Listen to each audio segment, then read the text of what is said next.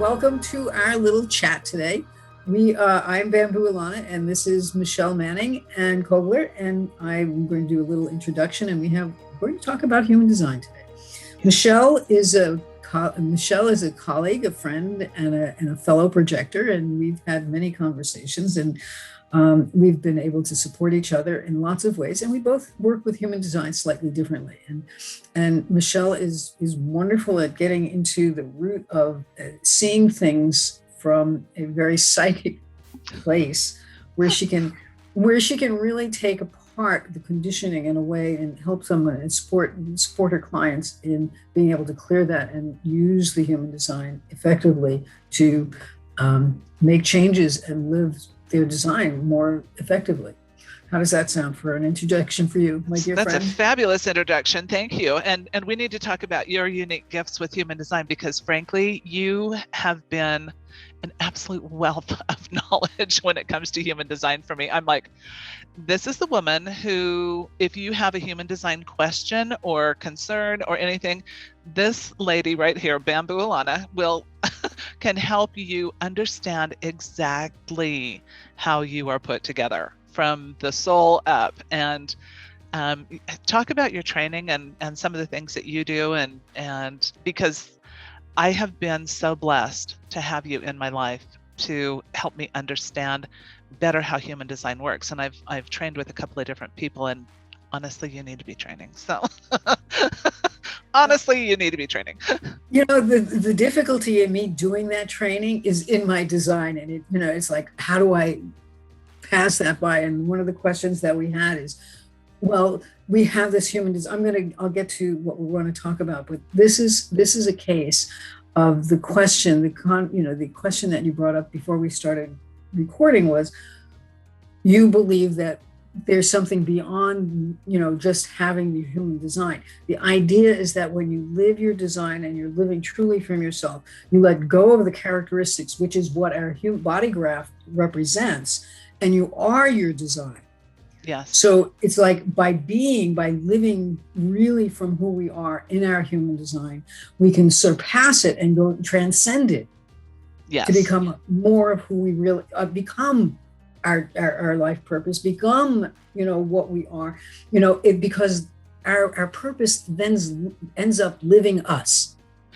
Well, and I think there's this belief system when it comes to human design, and I've had many clients show up and they're like, well, there's not a thing I can do about it. This is just the way it is, and it's the way I'm going to be forever. And I'm like, no, I don't believe that's true. What I love about human design is it's so content and information rich. It shows you how you're put together. It shows you how you process energy. It shows you, what gifts and talents you brought into this world to be and to embody, and then it shows you how to use those. And again, I've had so many clients that are like, well, I'm just so frustrated because it just seems like a system that there's no getting away from. There's no getting around it. And I'm like, that doesn't. There isn't a way. There isn't. That's a mindset issue. Mm-hmm. It's a mindset issue, because you take the design and use it to help you become more aware of what's going on in your chart and what's going on in your life. By doing that, you let go of the conditioning, because it's not just about this is who I am and that's the way I am. It's like you've got the not self stuff, and you've got the true self stuff. And how do you become more of the true self stuff rather than the not self? So what's the not self? What's the not self? So for somebody who's coming into this conversation absolutely blind, they have no idea what we're even talking about. They're like, what's human design? Let's start with what's human design before we get way down the rabbit hole. Shall we show a chart? Yes, I love that idea. That's a great idea. Okay, so you want to do your chart or Sure. My chart, or just a just now chart? We can do my chart. I can relate to it sometimes a little easier. That's fine. That's fine by me. I'm going to share the screen, and we can get on with it. Okay. Select a window to share. The thing about going off and being, where were we? What was the question? What was the issue? Hang on a second. We're going to, so that I can see. have a conversation. So here we have, do you see the chart? Not yet. You have started sharing your screen, so hang on 1 second. There we go. So we have your chart up here on the wall. And the question is, what is human design? What is the true self and what is the not self? Yes. And so human design is a system that is a system that allows us to see who we truly are so that we can make decisions better, that we can know ourselves and express our absolute unique awareness to others. And it's how we communicate to others in our unique way, from our unique perspective, from our unique awareness, rather than using or just expressing the conditioned, homogenized thoughts and words that everybody else is using. Because if we really look at it, you can ask a question. So you use the word conditioning. I'm going to interrupt you briefly. You use the word conditioning. And what is that? Is that the programming that we pick up all over the place? What is the programming we pick up? Conditioning is what we pick up from birth that trains us on how to see and how to perceive the world in a way that takes us away from who we really are. And so human design provides a framework to understand better who you are, so that you can understand yourself better and who you're not better, and you can and that's how we begin to make changes, correct? Well, I would say we start making decisions from our true self rather than from the outside, allowing our minds to make decisions. Because the whole issue with human design is that our decision-making process has been directed to our mind. Our mind is like the most important part of our body in terms of the world, because that's the way we think about it. According to society. Right. And it's a societal kind of perspective. It takes us away from what, we talk about, we make decisions from our heart, but our heart might be our gut, where we have a sound, or we have intuition, or we have to wait for the emotional wave we'll explain this more in a bit, but getting a certain level of clarity, but not allowing ourselves to make the decisions out of our head. Because when we make our decisions out of our head, it's all the thoughts and inspiration and ideas that come from outside of us that we're making decisions based on. We're making decisions based on all those thoughts that are not our own. And so can I add something here about that? Yes. When we look at my chart, my open centers are this head center and this ajna center. So I'm wide open to all of the influence of other people's thoughts and feelings and a lot of conditioning. So if I'm making a decision from my head, I will always be wrong, because it's being based on something that I'm not.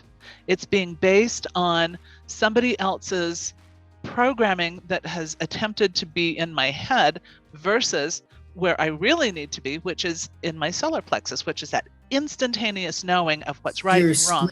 Excuse me, it's in your spleen, not your solar plexus. Excuse me, I said solar plexus and I meant spleen. Thank you. Because those are the solar plexus in your chart is open in your, as well. And so, I pick up everybody else's feelings too. So your intuition is key for making decisions. And I know that you've had numerous experiences in your life where you have followed your intuition and the kinds of things that you've gone through throughout your whole life, you've had to depend on your intuition in order to get you to be able to survive. Yes. And yes. When I've ignored that intuition that says turn left instead of right, and I turn right instead of left, I am always regretting it.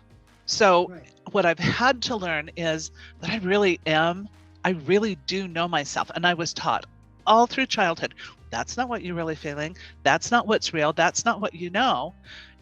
And in fact, that's exactly what I knew. And when I listened to somebody else, when I allowed others to sway me, I was always in trouble. It never ended well. Let me put it that way. So, and the other thing is that knowing from your intuition is very quiet and very, it's very quiet, subtle, short, and very, very soft. It happens once and it's gone. You don't pay attention to it, and you're in trouble. And because Yes. the mind is so loud, it's sometimes for people who have splenic awareness and splenic authority, because we're talking about authority, and we're talking about authority, and we're going around in circles. So we'll pull this together at We'll some loop point. back, I promise. Yes, we will look back. But that splenic authority is so critical, and it's so difficult for people who have splenic awareness. Say they have only, the root center down here and the splenic center defined. So that would leave just those two defined, and that's what that person would be. And that would be the definition that they are. Get so whacked by the head and the ajna, because that's what we think is what's most important. Yeah. And so you're either afraid to go down to listen to your intuition, or you're just trained to just use your head for everything, and it creates a lot of suffering, frustration, distrust of oneself, lack of confidence in oneself. It creates so many issues that it's impossible to make really good decisions. And while your head might make a decision that's correct now and again, most likely it's going to be wrong. I'm going to say it's never right. It's almost never right. Okay. So let's go back. Let's okay. actually loop back, because we've really gotten into my chart. But I want to talk about, first of all, the different types of designs. And there's 5 of them? Well, there's 4 according to Ra, and all the other people that are making schools and all that other stuff say 5. Okay.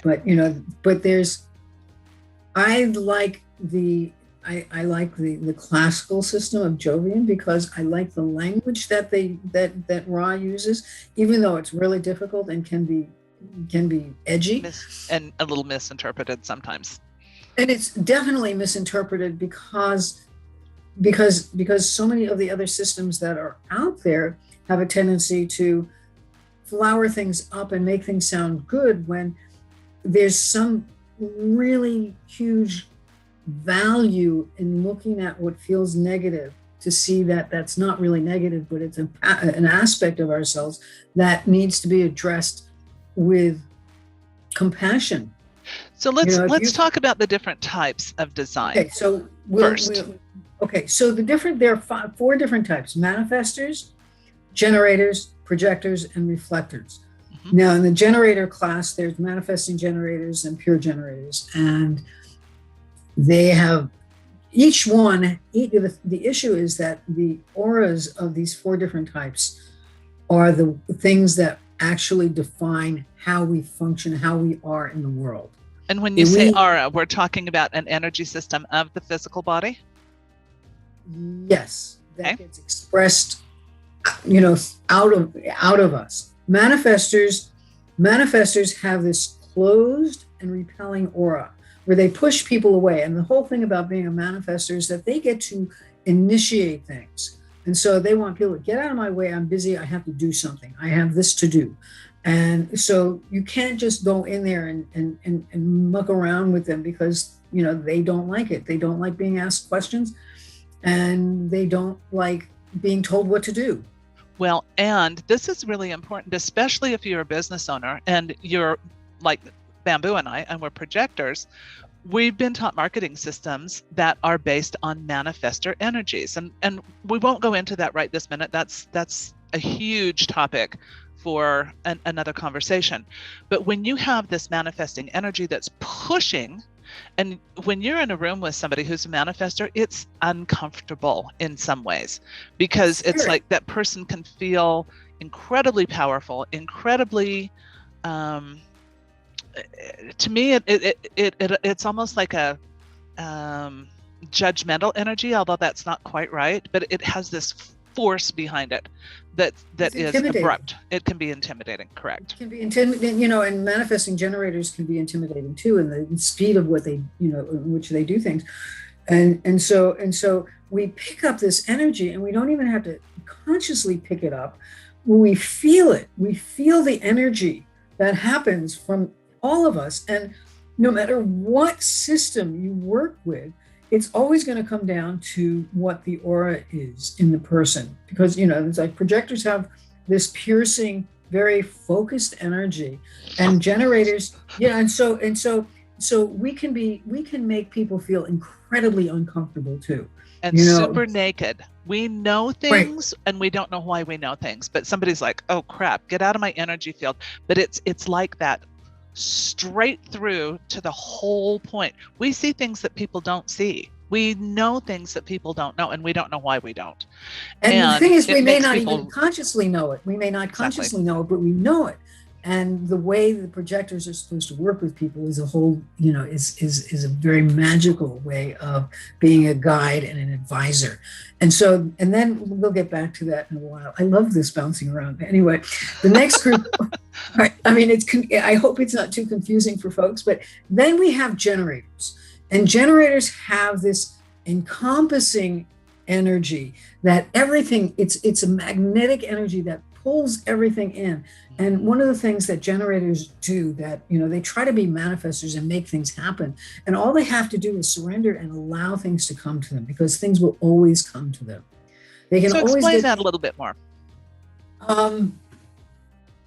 Because they're magnetic, generators are supposed to respond to the environment around them. Oh, rather than pushing.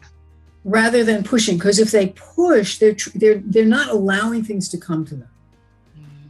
It's like, if you open up your arms and just let things come, and you say, oh, is that for me or is that not for me? And it's like in allowing the body to respond, to say, oh, that's really good for me, or that's not good for me. And it's not necessary. It's not going to be a word thing, unless of course you're a manifesting generator and you've got that really fast energy going up to the throat where you manifest things and express things verbally.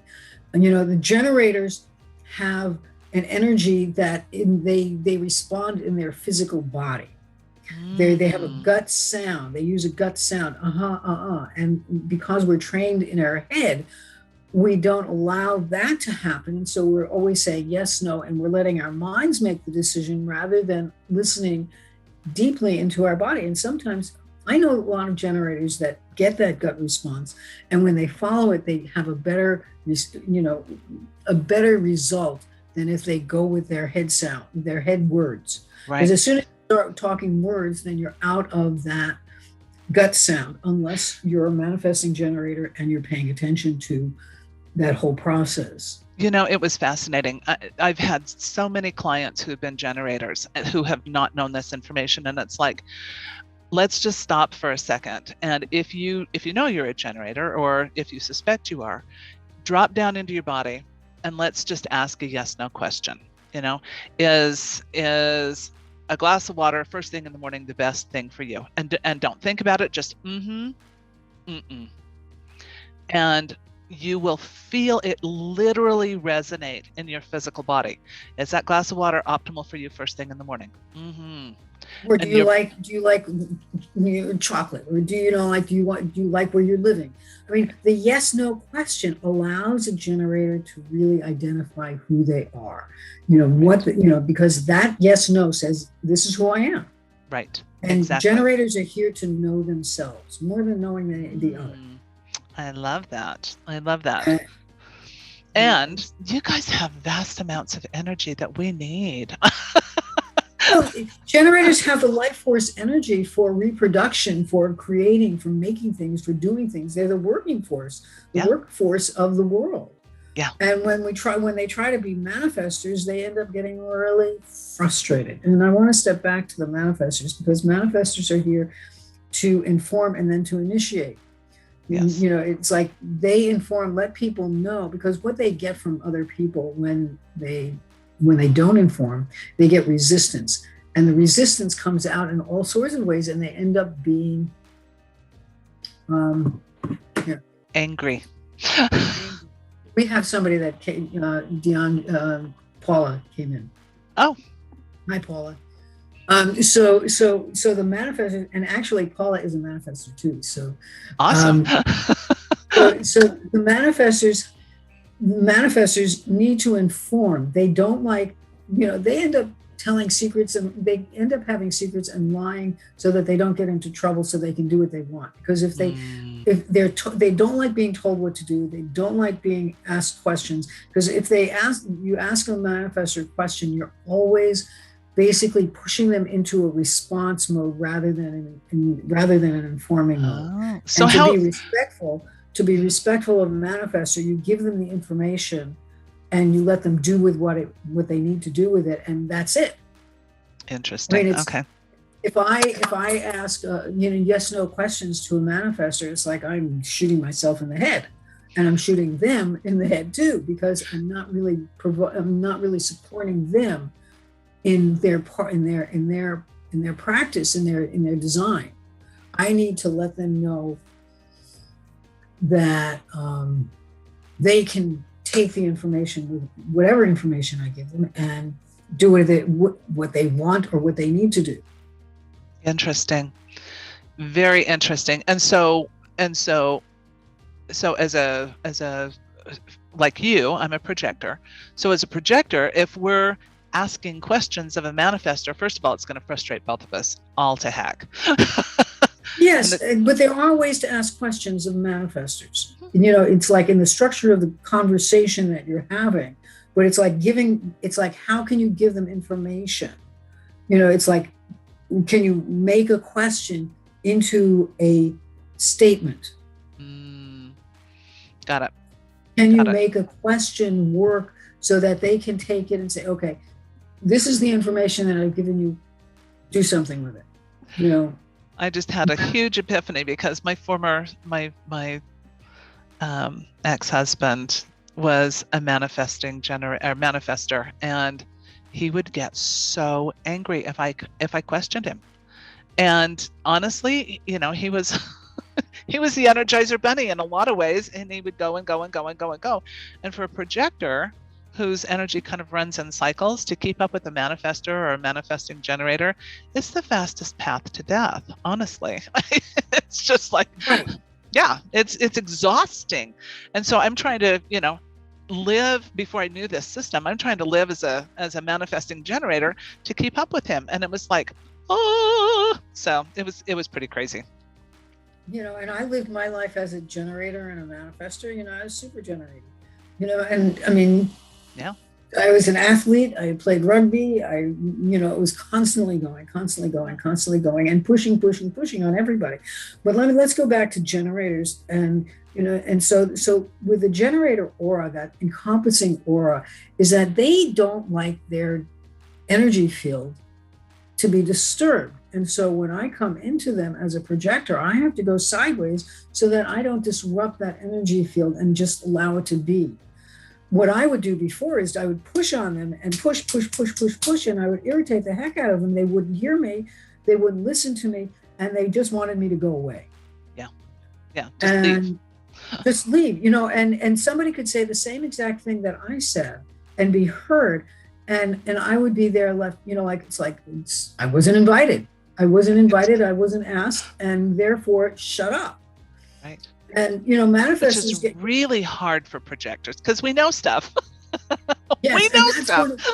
We know a lot of stuff, and the thing is that we have to be recognized and invited to share that information first. And first before and Ra and everybody talks about, well, it's for the big things, for getting married, place you live in, for work, for the big things. But I find that I pay attention to that projector energy in all areas of my life, and that when I wait to be invited, it's a lot easier when I sit back, when I'm quiet. I've had to learn how to shut up and literally just shut up.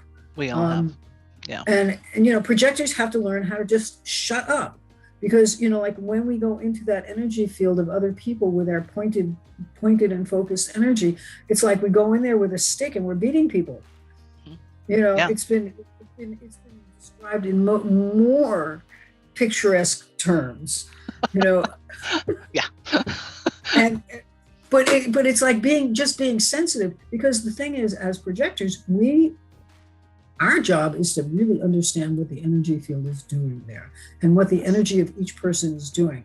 And it's not just waiting and waiting and waiting and waiting and waiting to be invited. It's like learn something, learn about energy, take in the energy, and what does that feel like? And I know you are a master of energy fields, Michelle. Thank you.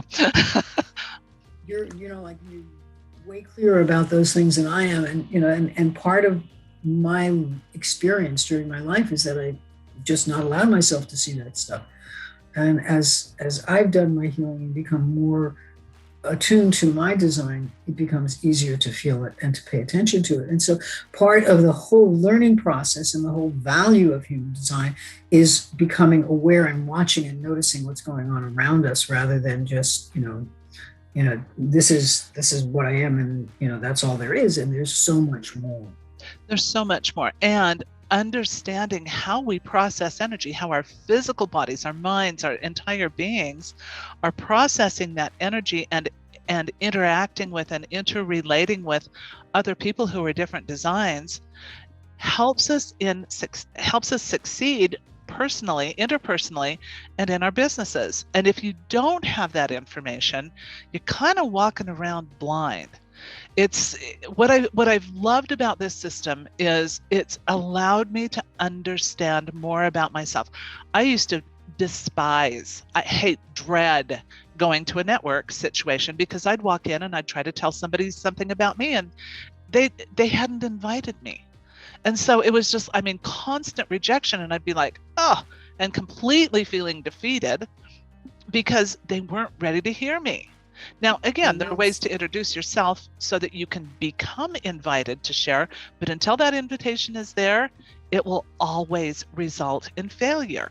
So, from a business standpoint, from a dating standpoint, from a personal and interpersonal relationship standpoint, it's so vital to understand who you are, how you're put together, and those around you as well.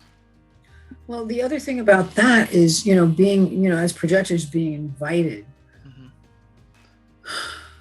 Some generators don't even want to hear an invitation for an invitation. Oh, interesting. It's like, don't even invite yourself to get an invitation.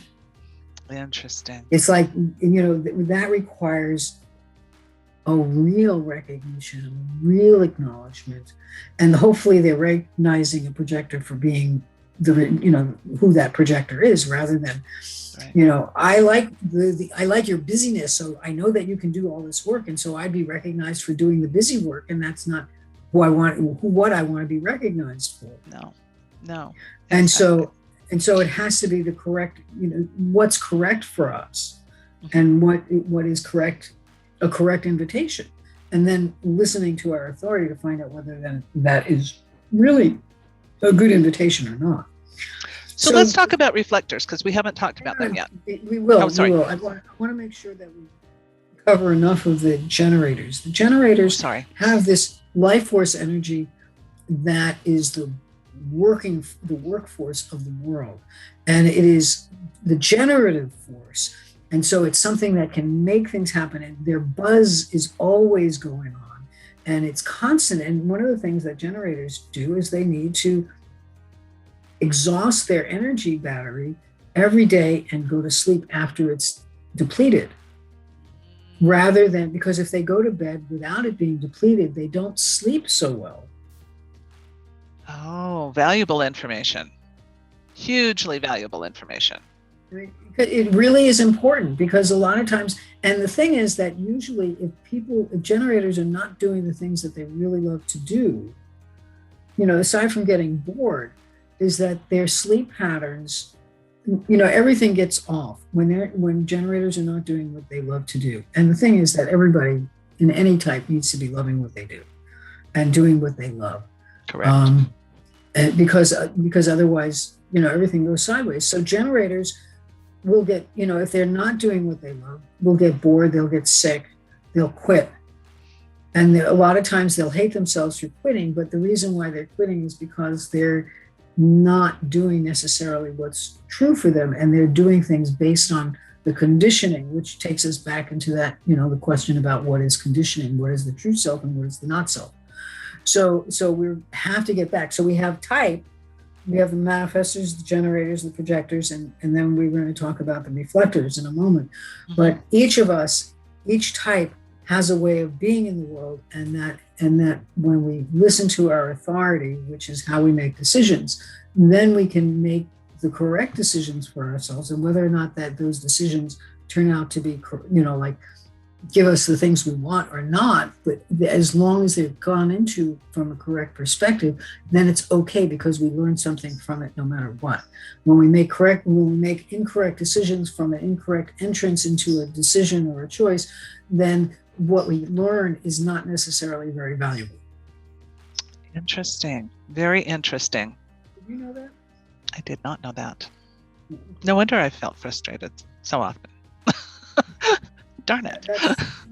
So the whole idea is to go into a decision-making process from our authority, and have wait for the emotional wave to calm down, wait to respond correctly from our gut, wait to, it's like having that response from that intuitive knowing. It's like you don't lift your hand unless your intuition says lift a hand. And then the reflectors, which is, in the reflector chart, there's no definition anywhere in the chart. And so basically what the reflector has to do, they have no inner authority. They have to go through a whole month cycle of the changes in the moon. And when they do that, they get to experience over time what it feels like in a cycle. To, like, what does this feel like? And they have to have conversations with others to have, get feedback, but they still need to make that decision from inside of themselves, or from what they've, found that seems to be right. After a 30-day cycle, seems like a long time, but when reflectors get together, they go slow. Yeah, they wait. Well, they have to. They have to in order to live their authority correctly, correct? Absolutely. But the thing, it's like if you go to a reflector site, they'll just have a quiet time for a while before they get going. Before they even start talking. Just to settle into it. Nice. So it's a whole different perspective. But the thing about reflectors is they're really very strong, and they can be the strongest conditioners of everybody. Why is that? Because they're, first of all, reflectors, because they have no definition anywhere in their chart, they sort of have this Teflon coating or covering. So they sample everything that's going on around them, and basically they can express and tell you what is happening. They're like the barometer of the area, like they have an idea of what is going on with each person, and they can see deeply into what is right and good for an individual and what's going on with them. And so when they are not in a good place, they're going to feel like they're not in a good place, and they're going to know it, and they have to get out of that. Interesting. Because, if it's not good, or if they're picking up all of this energy around them, it's like they have to recognize that that's not their energy. There's something that they're picking up.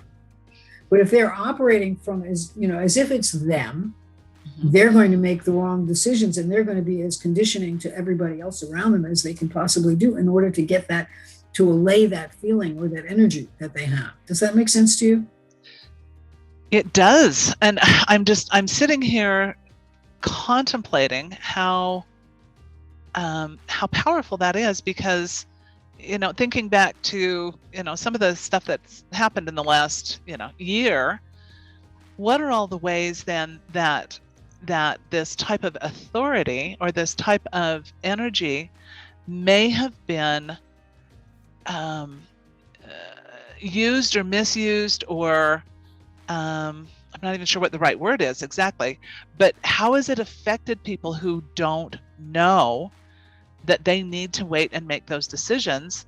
And that you've got to have that 30-day cycle to effectively make that decision and make, what are the ways then that and I know that reflectors are quite quite unusual. They're about 1% of the population. Is that correct? Right.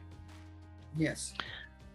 But how many people are actually working from that level of energy, and they're being, what's the right word? Misconditioned. Yeah, they're being conditioned in a way that isn't to their advantage. Well, And the thing is that they're all getting conditioned. We're all being conditioned. Right. And the thing about reflectors is even more potent, because their authority comes from the moon cycle and the planets. They are conditioned very strongly by the planets, and by paying attention to that. I mean, they're conditioned by the planets more than they're conditioned by the people, which sounds really weird. I did not know that. By doing that, by really paying attention to what the planets are doing in their lives and how they're being affected by them, they can get a better grasp of who they are and what's going on.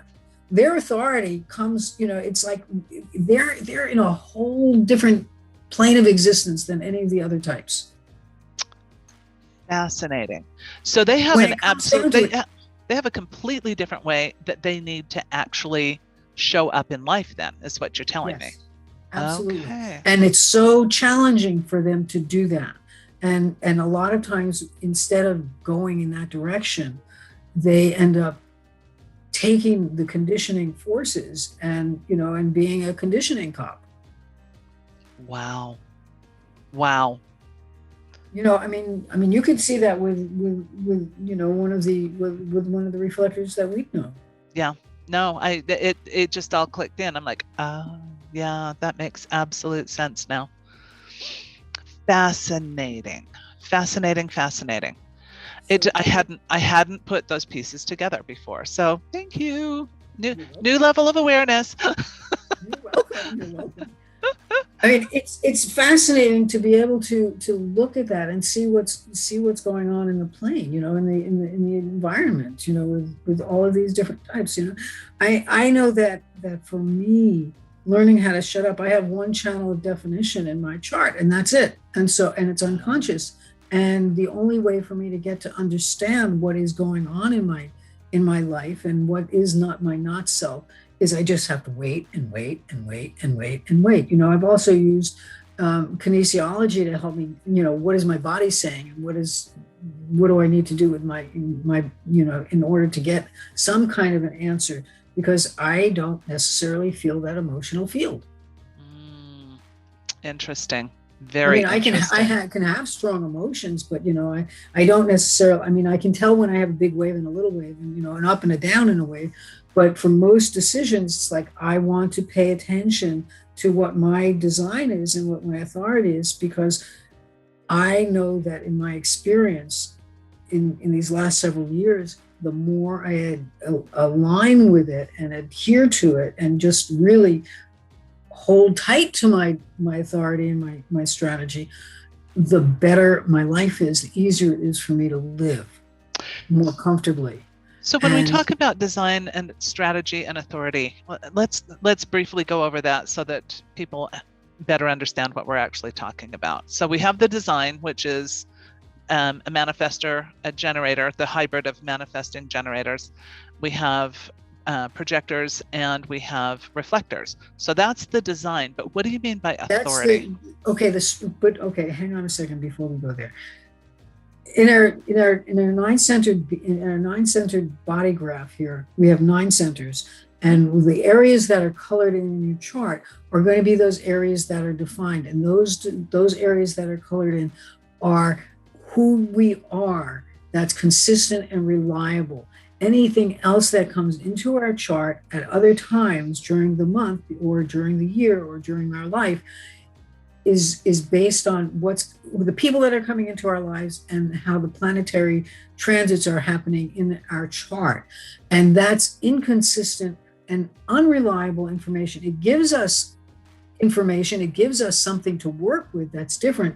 But when we can know exactly what is consistent and reliable, we can make decisions that are much clearer. And that definition gives us that ability to hone in on what is consistent and reliable, and to know what our authority is, because the definition determines what our authority is, and our authority is basically how we make decisions. And so what happens if we're not making decisions from that authoritative place? What happens? Well, which sounds like a stupid question, but no, it isn't a stupid question, but the thing is that we're taught, for the most part in our world, to pay attention to the decisions that come out of our head. Mm-hmm. Ra talks about this guy who, got this idea in his head that, he's got to sell all of his things, quit his job, and go to the casino and put all of his money on this one chip on, in the roulette wheel. And he says, no. And he keeps coming back until he makes a decision, sells everything, goes to, the casino, and puts his money on this one thing with this chip that's black, and it ends up being another chip that's red, and he loses everything. And the mind says, oh, well, let's go do something else now. And so the mind, the mind doesn't say, well, I really made a mistake and I don't know how to fix it. The mind is not going to do that, because it wants to be in control of everything. It wants to be in control of what you think and how you make decisions, as well as being the, like the authority that tells everybody outside of them what to do. Yes. And we get all these ideas, and we get all this training, this conditioning about how we should be. But we also, all the white areas in the chart is where we get conditioned and where our not self is, and we are attracted to everything that we are not. So if we run into a person with the same design, the same definition as we have, we're not even going to see them. We're going to see people that have different definition. It's like how our parents, oftentimes marry the opposite. Yeah. That's the not self. That's not the not self attraction. Got it. Okay. That makes sense.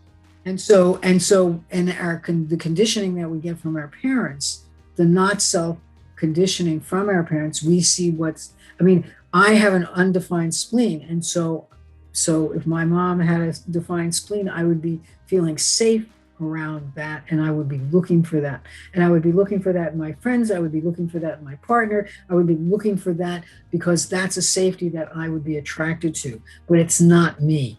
And it's not, and that decision to look for that is not coming from my inner authority, which is the emotional authority. And so I have to wait to say, oh, that person has a defined spleen, but is that person really right for me? And I would have to go through the wave and wait and see and wait for time to pass before I allow that to happen.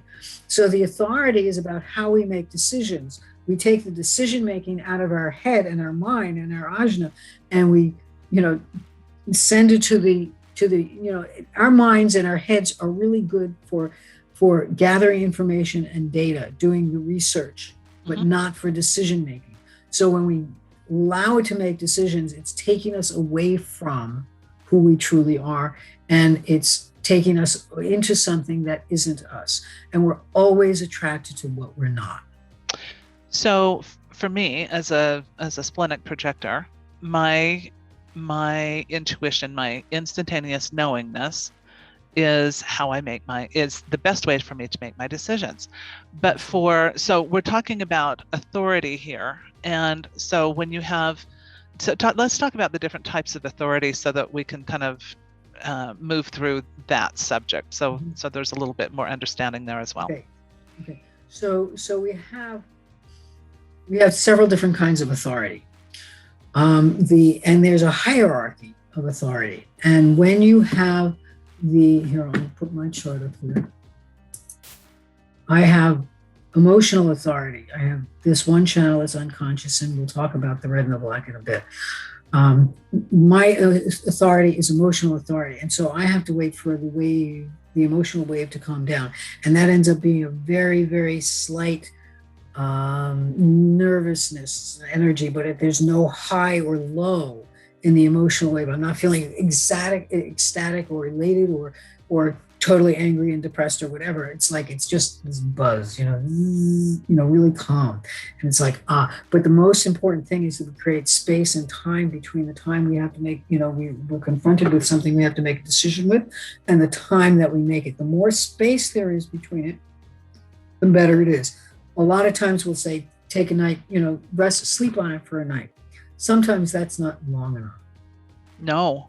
Sometimes somebody with emotional authority needs days or weeks or months to make a decision about it.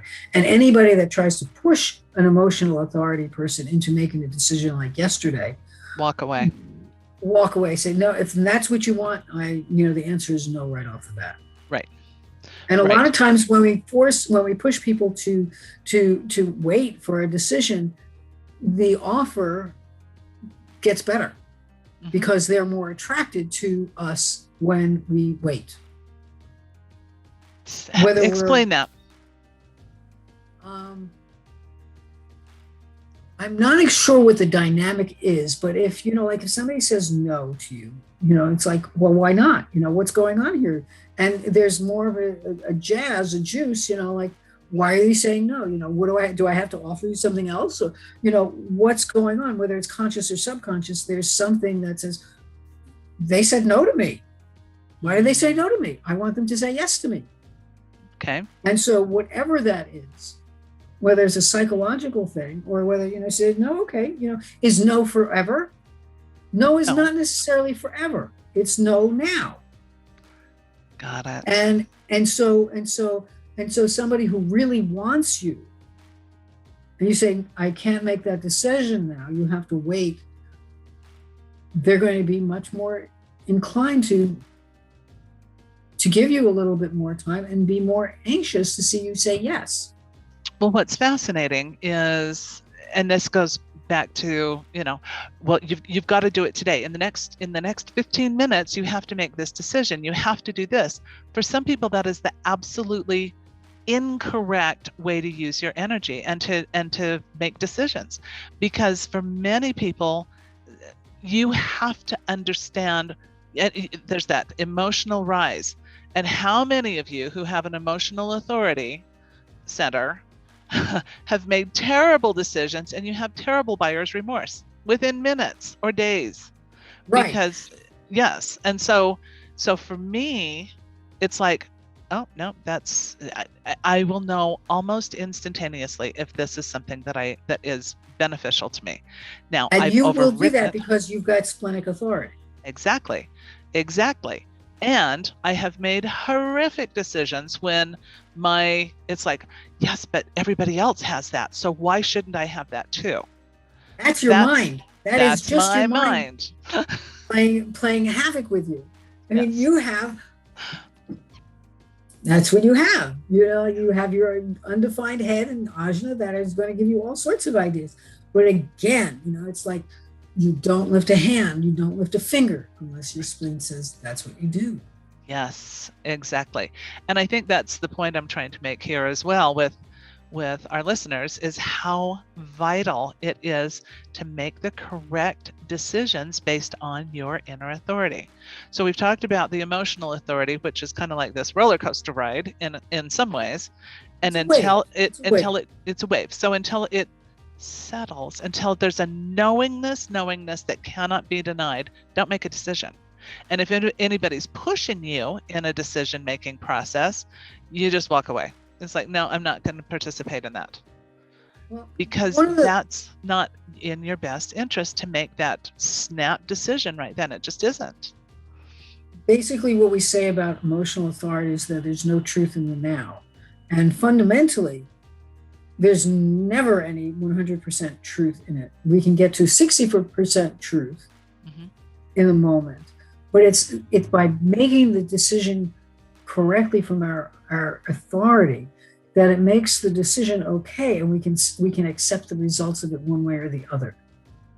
It's like, even if you make a decision from your spleen, your splenic authority, and it's correct and things go sideways, you don't have the same angst about it that you would have if you made it from your head.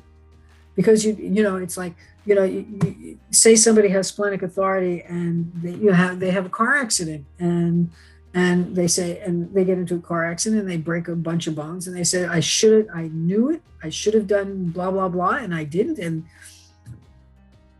right, but it's not as angsty. Generally, it's not as angsty. Right. You can accept the results because we're calmer. No matter what authority we have, when we make it correctly from a correct place, when we're listening to our strategy, paying attention to our strategy and listening to our authority and make that decision from that place, it's so much easier to live our life because we know, there's a knowing in our being, in our whole being, that this was correct no matter what. That's huge. That's peace of mind. It is an incredible peace of mind, and it gives us more confidence to live our life from that place. And I know the more that I live my strategy and authority, the better I am about everything. The less sideways I go with all the challenges that I have in my life, and I have quite a few challenges. And so it's just easier to do everything, even though life can be hard. And so we have the emotional authority, we have the splenic authority, which is, we have a hierarchy, and the hierarchy goes emotional authority, sacral authority, splenic authority, then self-authority, ego authority, and self-authority. And I think that it doesn't, I don't know that one is more than the other when it comes to the self-authority or ego authority, because ego authority is going to get us to, ego manifester, being an ego manifester. And if you're an ego manifester, like Ra was an ego manifester, and Paula, I think you're in a splenic authority. You have splenic authority as well. And if you want to chime in on this, you can. Just unmute yourself. But anyway, you have splenic authority, and you still have to wait to make that decision. But the ego is going to have that willpower that's going to drive the authority. But the inner authority, the real inner authority, the willpower, you're going to feel it. You're going to feel it in your body. I need to do this, boom, and you push through it. And that's what you do. You use that willpower to make something happen. But the sacral authority is really critical. And the thing that I didn't mention before about the different authorities is, or the different types, is that generators make up 70% of the population. So 70% of the population has sacral authority, and they're buzzing along. And when they're not making decisions according to positive, response in their body, they're making decisions from their head, or they think they're making it from their intuition, but it's not necessarily correct, because their body has to say yes. Their body, they have to have that gut response that says, whether or not it goes up to the head where they say yes, or yes, their body still there has to be that gut response in their body that says, and whether it's a rising energy, a positive energy, or, for a no, they're going to feel heaviness, or, things stop. Mm-hmm. But every person has to determine how their gut is talking to them. Yes, agreed. I mean, absolutely. It's like your splenic awareness comes in the particular way that it comes to you. Mm-hmm. And Paula's splenic authority comes to her the way her splenic authority comes to her. And no one can dictate how that's going to play out. So, Paula, do you mind me asking, if you don't mind, I'd like to find out how yours works for you, and how it maybe differs from mine, so that I can better understand. Would that be okay?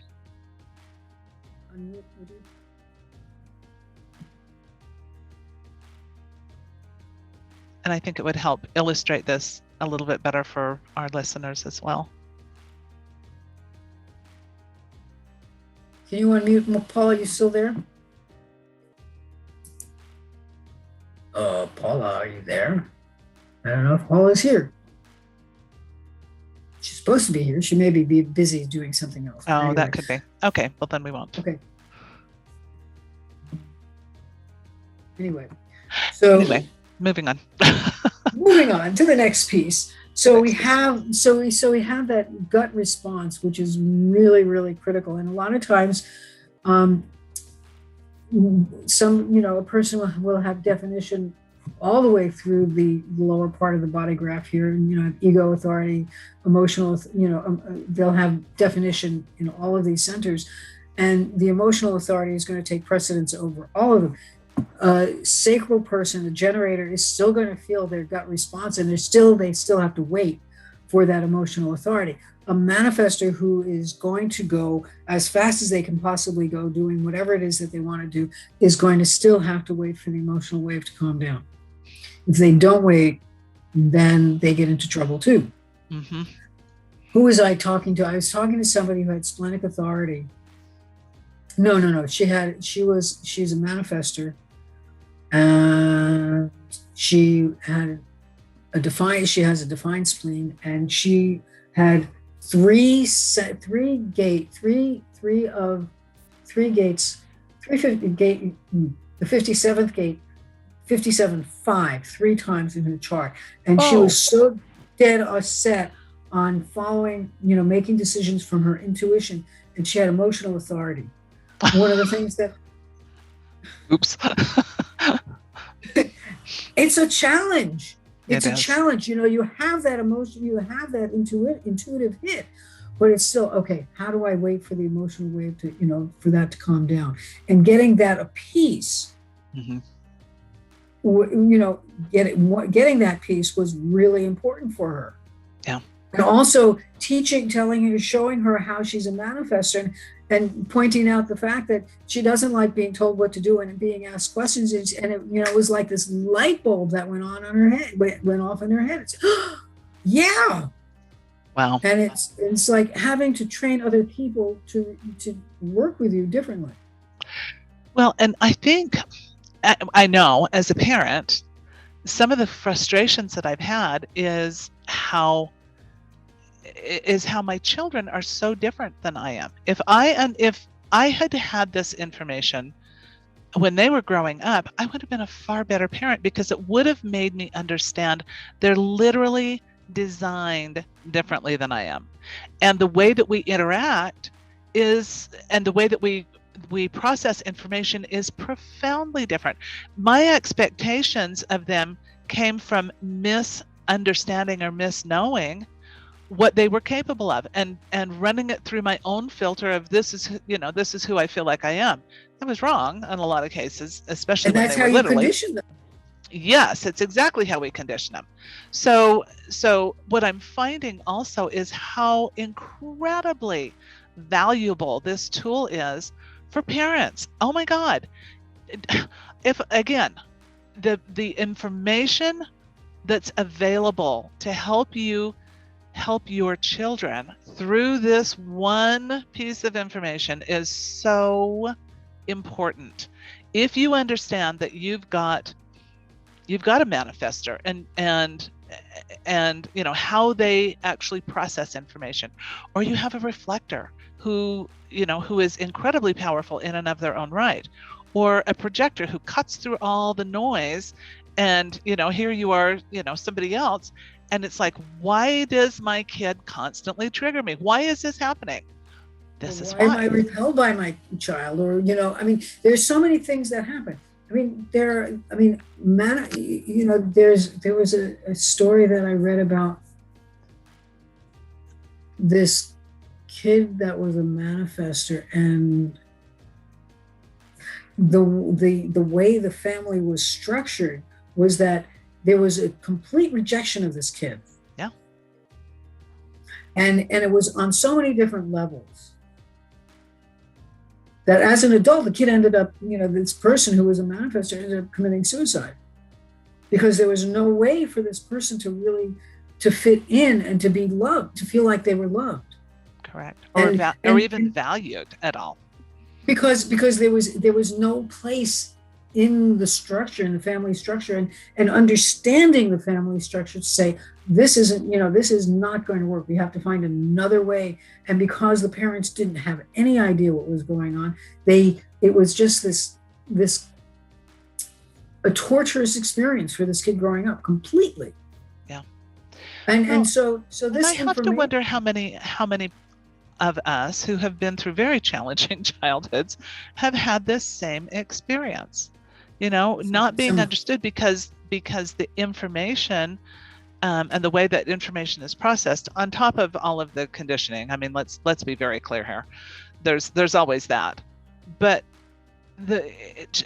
life is difficult anyway. But if we're wandering through blind and deaf because we don't understand how we're put together and our children are put together, we're going to have a bigger struggle. And it's not out of disrespect, it's out of pure ignorance, because we just don't know. And this is what I've loved about learning human design and using it in everyday life, is how powerful this system is to change the intercommunications and the way that we communicate with our families, and to support our kids, our grandkids, moving forward in a way that literally opens up and supports and changes that individual so that they can reach their full potential. That's what human design for me is all about, is identifying your full potential so you can live it. And it's not just about purpose. I hate that phrase, my new life purpose. Well, it's overused. It is overused. And when I've been talking about it in terms of human design, or I mean, in human design, it's not meant in the same way that so many other systems talk about it. Live your purpose, and it's like, what are you doing?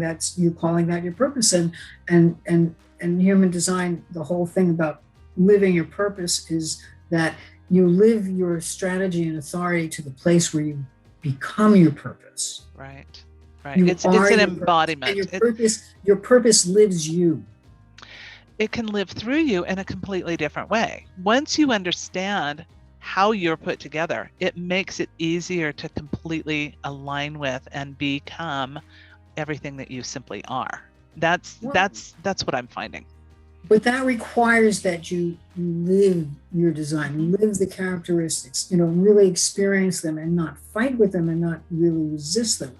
And it's like, yes, allowing them to just be. It's like when I look at my chart, my chart can be looked at as a very challenging, difficult chart, especially as an entrepreneur and somebody who wants to have a business by myself, when everything in my chart says be alone. What could go wrong? It's like, be a hermit. It's like, but you need a network. And so it's so I know, so, right? So when we're talking about this, and this is one of the things that I really, really want to have future conversations about in this whole series of human design that we're going to be doing, is how can we use these tools in a way that actually support you as an entrepreneur, or as a business owner, or as a parent. There's so many ways to utilize this information and to bring this powerful healing in and use it in everyday life as a way to evolve into your full 1000% potential. And this is the part that I'm finding to be even more powerful than just, oh yeah, I have this design, and I have this way of living, and I have this, because information alone is information. When you can apply it, and when you can use it to your benefit, to your family's benefit, to your business's benefit, then it becomes power.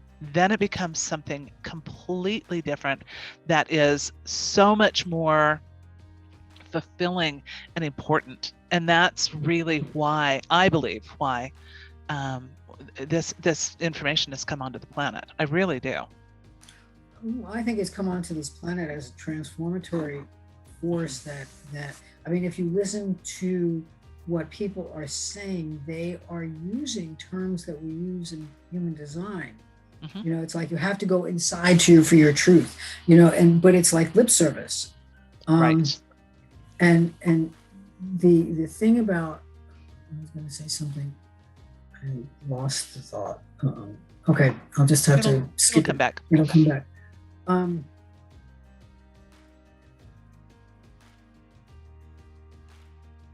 we want to live our design we live our design by becoming aware and noticing what's happening around us. In that way, we get to let go of the conditioning forces. We get to recognize how we're being conditioned.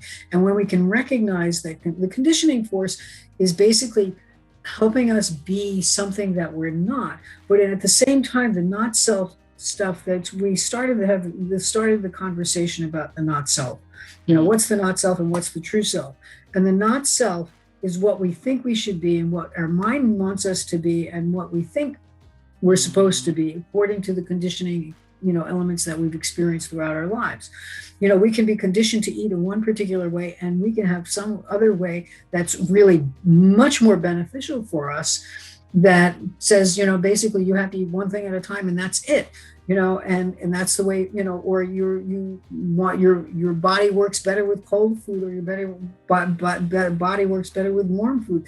And if we're eating contrary to that, we're really changing how we can take that information into our body and how we can get the information out, the awareness out that we need to get. And so the more we pay attention to what is correct for us and what is going on around us, the easier it is to let it go. I mean, it's like when we notice something that, a conditioning. So Michelle, you have an completely undefined solar plexus. So when somebody around you is emotional and they come at you with that emotional energy, you feel it and it gets amplified. Yes. What they say in human design, it's like amplified like 200%. And all you want to do is run away from it. And if you're not aware of that conditioning force, you think that you're being emotional. And I'm very clear that it also feels like an attack. Right. And so it wigs you out even more. Yes. And so the whole thing is, it's that, oh, that's not my energy. Right. It's like being able to say, oh, that's not my energy. That's not mine. That's not me. That's not me being emotional. That's coming from someplace else. Mm-hmm. Whether it's from another person or it's from a planetary transit or it's from another person, it's being able to recognize that it's not yours and you can let it go through you. Like a breeze through a screen door, and gain understanding what that feels like and be able to use that understanding to help somebody else who may need that energy, that knowledge, that awareness. Yeah. So we become wise by being able to be with the not self stuff in ourselves, by being able to be aware of it and separate ourselves out from it. Because when we know what we truly are, we can understand what we're not. And when we understand what we're not, we don't have to let it impact us. And when the transits come around, when other people come around and go, that's not my energy. That's not my stuff. That's somebody else trying to impose. I don't have to get defensive. And I grew up and I lived most of my life in a very, very defensive mode because I have 7 out of 9 centers that are undefined. And I thought everybody was trying to impose their will on me and make me be or say or do or be or think the way they wanted me to think or be or do. And they may have been, but it was amplified because of your design. And I didn't know that it wasn't mine. Right. And I had no way of saying, well, that's not mine, and let it go. One of the things, go ahead. Sorry. Go ahead. Oh, I was going to say, one of the questions that I have begun to ask myself simply because of this information, expressly because of this information, is this really mine? And I'll be damned if most of it isn't. It's like, no, this is not yours. It is not your circus. It is not your monkeys. Stop taking it on because it isn't yours. Right. And it's a huge way of being able to go, oh, I don't have to be responsible for that either. Thank you. Huge piece of information. Right. Thank you. So anyway, anyway. So one of the other things about not self is that we have centers, we have islands of definition. In your chart, we have two islands of definition, the root center here and the splenic center here, and then we have the G center here and the throat center. And there's a separation between these two. It's not all connected in one line. There's Correct. not a channel. These are channels. When we have a channel between two defined centers, when we have a gate that's activated, it only goes halfway. And whether it's black or red or black and red or just red, it doesn't really matter. But it does matter, when we're understanding your chart. But it doesn't matter. The channel becomes this quantum thing that it creates a life force between these two channels that helps us be who we are. And what that means is that it's the stuff that is what's consistent and reliable. Oh, wait. What's going on? I don't know. And so that gives us a life force and an energy force that gives us a life that expresses who we are and all the other stuff. And so you have, like, there's a half of a channel here that would connect and make things a single channel here. We can have this channel, the 57, that would go here. And those are basically, that's what would connect you together and make you feel whole. A lot of times when we have that split kind of definition, the most conditioning forces are the gates that are missing. And then we look for that and attract others to us to fill that gap. And that can be a challenge. Attraction to not self. That's right. The attraction to, like what we're not. Exactly. Well, if you have a single definition and you're complete, you feel complete. And so it's the centers that are most conditioning, or the biggest conditioning force. When you have a simple split definition, it's one gate or two gate, like a couple of gates that kind of can complete you. And those are the things that you're looking for the most, and those have the strongest conditioning forces. Correct.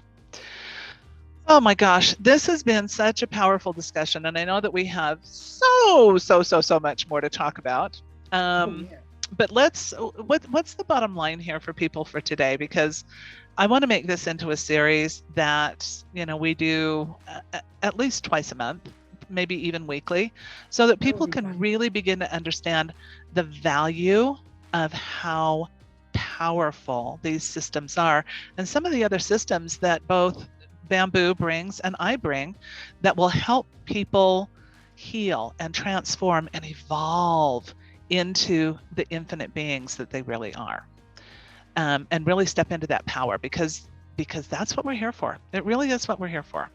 So bottom line, what's a quick takeaway that? So let me turn that around and ask you. What would you say the bottom line is? That's a great question. For me, That's the bottom line, say. I know, for me, the bottom line is, like I said, how important this system is and how unplumbed the depths of this are. We can learn about it, but until we take these systems and apply them to our daily lives and begin to live that design and authority, our lives are going to continue to be difficult. And I'm speaking from personal experience. Bamboo and I were in a mastermind several years ago. I remember sitting there and the mentor in the group was like, really? We're back to this? Because I and I don't even remember the specific one, but I was going along and I would get it and I'd get it and I'd get it, and then suddenly it was like, lost it. And she'd shake her head and she's like, for the love of Pete.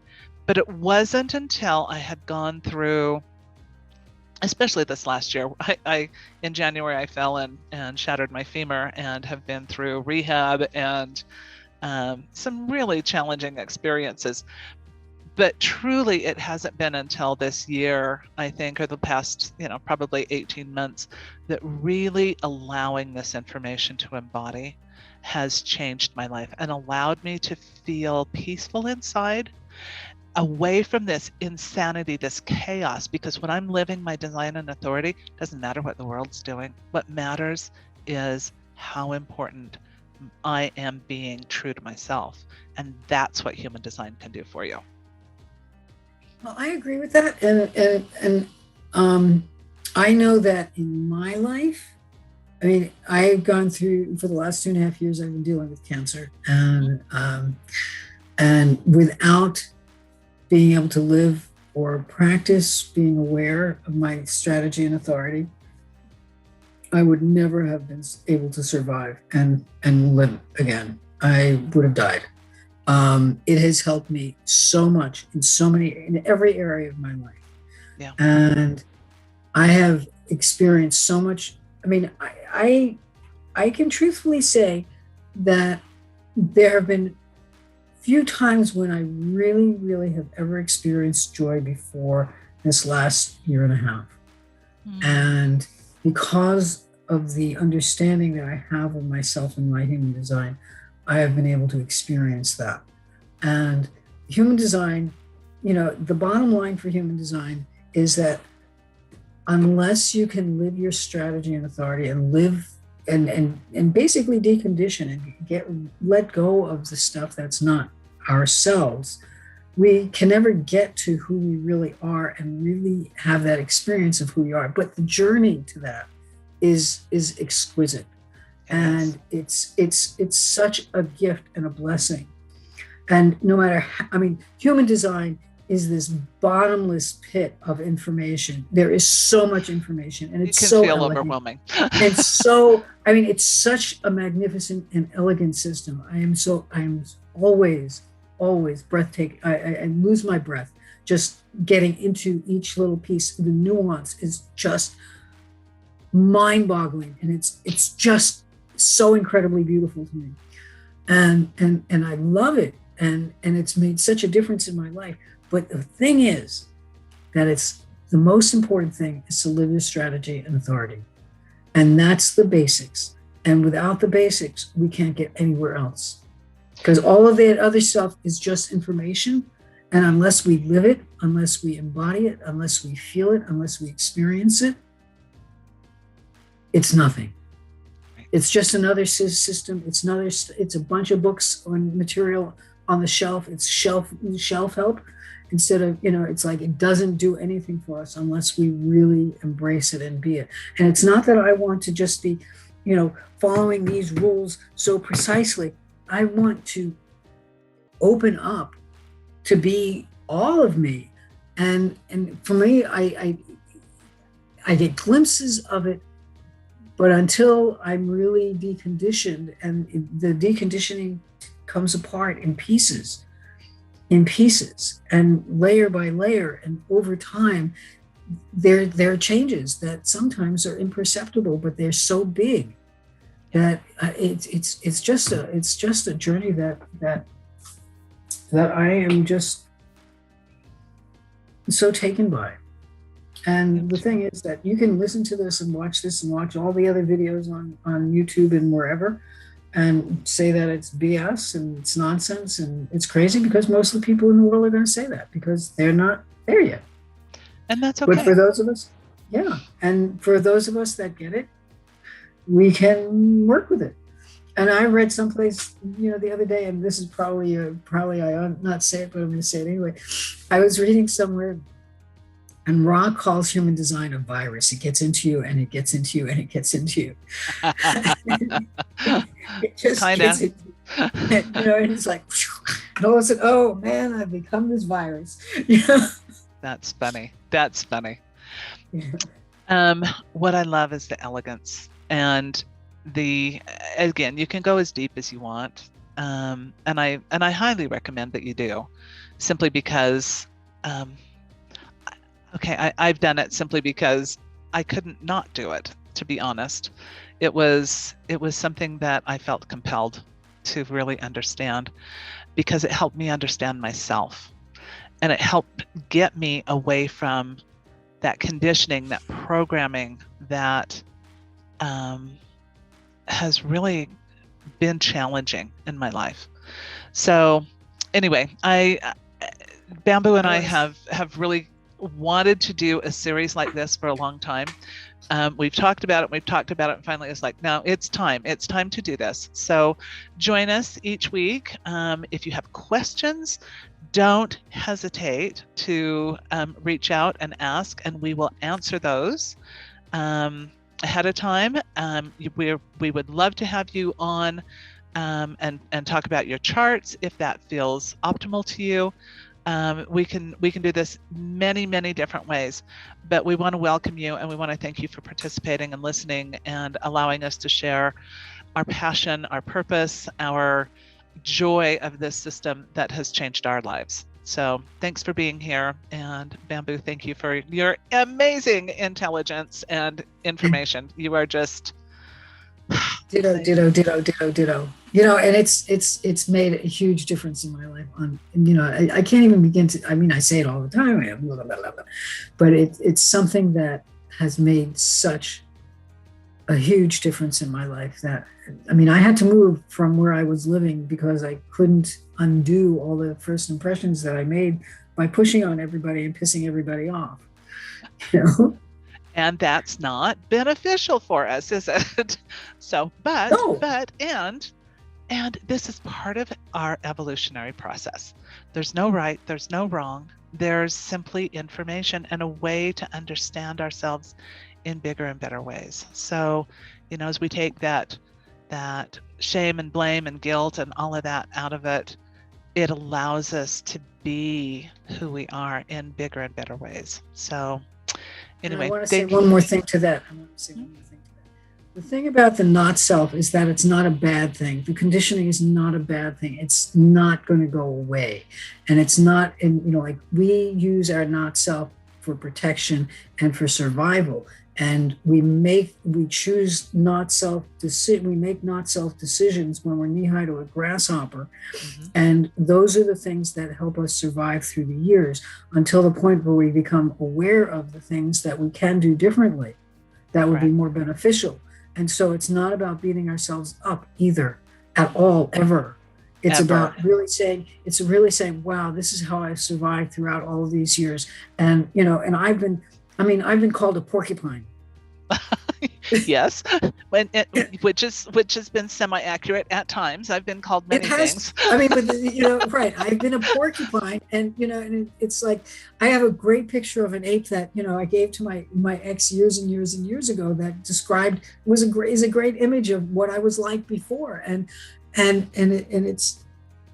that was just all protective. It was all defensive. I had no idea when human design came to me. It was like a realization, a light bulb went off and said, I have done everything wrong.